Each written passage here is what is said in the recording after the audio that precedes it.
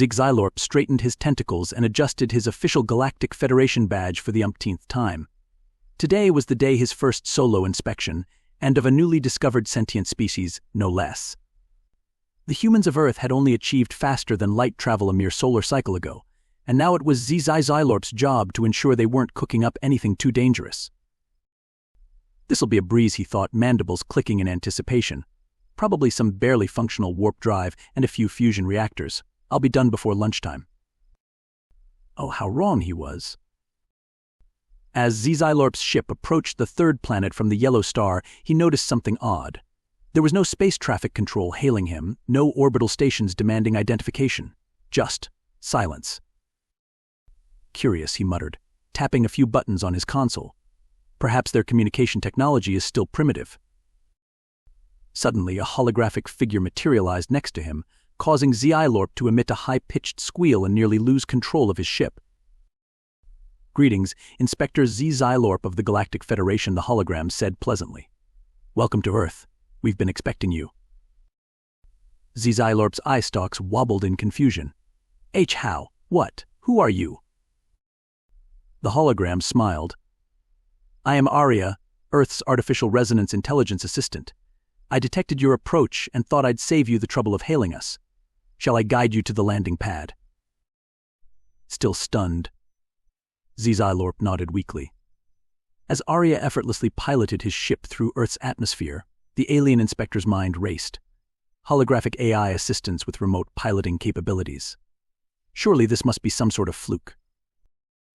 The landing pad turned out to be a shimmering platform of energy, materializing out of thin air as they approached. Zxylorp's ship touched down with a gentleness he'd never experienced before. A human woman in a crisp suit approached as Zxylorp disembarked on shaky legs. "Inspector Zxylorp, welcome to Earth. I'm Dr. Samantha Chen, head of the Extraterrestrial Relations Department. We're thrilled to have you here." Zxylorp extended a tentacle in what he hoped was a proper greeting. "Thank you, Dr. Chen. I must say, I'm already quite impressed by what I've seen." "Doctor," Chen beamed. "Oh, we're just getting started. Shall we begin the tour?" What followed was a whirlwind of technological marvels that left Zxylorp's head spinning quite literally, as his species could rotate their heads 720 degrees when stressed. "First stop the engine bay. This is our standard civilian warp drive, Doctor," Chen explained, gesturing to a sleek, almost artistic contraption that pulsed with an otherworldly blue light. Zxylorp consulted his datapad, antennae twitching nervously. This can't be right. According to these readings, this engine is capable of speeds over 500 times the speed of light. "Doctor," Chen nodded.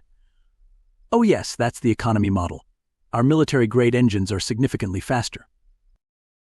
Zxylorp's eye stalks nearly popped out of their sockets.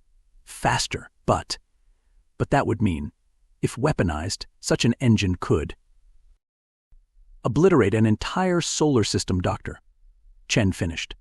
"Yes, we're aware. That's why we don't weaponize them. It would be terribly messy." Moving on to the medical bay, Zxylorp watched in awe as a man with a severed arm walked in and walked out minutes later with a fully functional limb. "Nanite regeneration, Doctor," Chen explained. "We're working on making it faster. The 5-minute wait is just unbearable, don't you think?" Zxylorp could only nod dumbly, his datapad forgotten as it struggled to categorize technology it had no reference for. The robotics lab featured androids so lifelike that Zxylorp found himself uncertain which beings were human and which were artificial. The quantum computing center made his own ship's computer look like a child's abacus in comparison. By the time they reached the physics department, Zxylorp was in a daze. "And here, Doctor," Chen said proudly, "is where we're working on manipulating the fabric of spacetime itself. We're hoping to create localized pockets of altered physics. Imagine being able to change the gravitational constant of the universe in your own backyard. The possibilities for advanced mini-golf courses alone are staggering." Zxylorp's mind, already stretched to its limit, finally snapped. "Stop," he cried, his tentacles flailing wildly. "This is too much. None of this should be possible. Do you have any idea how many galactic regulations you're violating?" "Doctor," Chen blinked in surprise. We are? I'm so sorry, we had no idea. We've been so focused on innovation that we never stopped to consider there might be rules against it. Which regulations exactly are we breaking? Zxylorp scrolled frantically through his datapad, but found nothing applicable. Every human invention seemed to exist in a lawless void, too advanced for current galactic legislation. I don't know, he admitted, deflating slightly. We don't have laws for most of this. It's just too advanced. Doctor. Chen's face fell. Oh dear, we certainly don't want to cause any trouble. What should we do? Zxylorp considered for a moment, his bureaucratic training warring with his newfound awe of human capabilities. Finally, he straightened up, decision made. Well, he said slowly, I suppose my job is to inspect and report. And I can truthfully report that I found no violations of current galactic law. He paused, then added with a nervous chitter, though I might suggest the Federation update its regulations. Quickly. Doctor. Chen's face lit up. Wonderful. In that case, would you like to see our prototype for a device that can create stable microcosms of alternate universes? We're thinking of marketing it as an educational toy. Zxylorp felt his head beginning to rotate again. Perhaps we could take a break first. I find myself in need of a strong drink. Of course, Doctor. Chen said cheerfully. Our matter resequencers can create any beverage you desire. Or, if you prefer, we have a lovely tea room where we've successfully merged quantum entanglement with photosynthesis. The cups refill themselves. As Zxylorp followed Dr. Chen, his mind reeled with the implications of what he'd seen.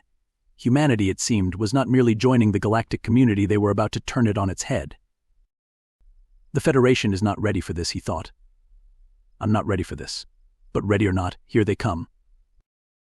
He made a mental note to request a significant pay raise when he returned. Dealing with humans, he suspected, was going to become the most challenging job in the galaxy. As if reading his mind, Arya's hologram winked into existence beside him. Cheer up, Inspector, the AI said with a mischievous grin. Just wait until you see what we're planning for next year. Zxylorp groaned. It was going to be a long inspection indeed. Zxylorp stood before the Galactic Federation Council, his tentacles knotted with nervous energy. The chamber was packed, with representatives from every corner of the galaxy eager to hear about the mysterious humans. Esteemed members of the council, Zxylorp began, his voice only slightly quavering. I come before you today to deliver my report on the inspection of Earth and its human inhabitants. He took a deep breath, remembering the incredible sights he'd witnessed, the mind-bending technologies he'd struggled to comprehend. In conclusion, he said, after a presentation that had left the council in stunned silence, I propose the following: first, that we immediately update our technological classification system to include 17 new categories, which I'm tentatively calling human through You've Got to Be Kidding Maine. A murmur of agreement rippled through the chamber. Second, Zxylorp continued, gaining confidence, I recommend we establish a permanent embassy on Earth, staffed with our best scientists, diplomats, and therapists. More nods from the council members. And finally, Zxylorp said, I move that we officially classify humans under Galactic Regulation 42J7 billion. This caused an uproar. One council member, a gelatinous blob from the Andromeda galaxy, oozed forward in agitation. Inspector, surely you can't be serious. 42J7 billion is reserved for Class X civilizations of incalculable advancement. We've only used it once before for the long-lost precursors who built the galactic highway system. Zxylorp's eye stalks drooped wearily. Trust me, counselor. I've seen things you people wouldn't believe. Attack ships on fire off the shoulder of Orion. Humans have that in a simulator they use to train children. I've watched sea beams glitter in the dark near the Tannhauser Gate. Humans are trying to weaponize that glitter. He paused, letting his words sink in. My friends, the humans are not joining our galactic community. They're about to reinvent it. We can either embrace this change or be left behind in the cosmic dust. The council chamber erupted into chaos with shouted questions and demands for more information. But Zxylorp simply stood there, a calm island in a sea of frenzied activity. Let them argue, he thought. Nothing can truly prepare them for what's coming. As the council debated humanity's place in the galaxy, Zxylorp allowed himself a small smile. Life was about to get very interesting indeed. and he, for one, couldn't wait to see what the humans would do next. After all, they'd promised to show him their really wild stuff on his next visit. Zxylorp made a mental note to pack extra headache medication. Something told him he was going to need it.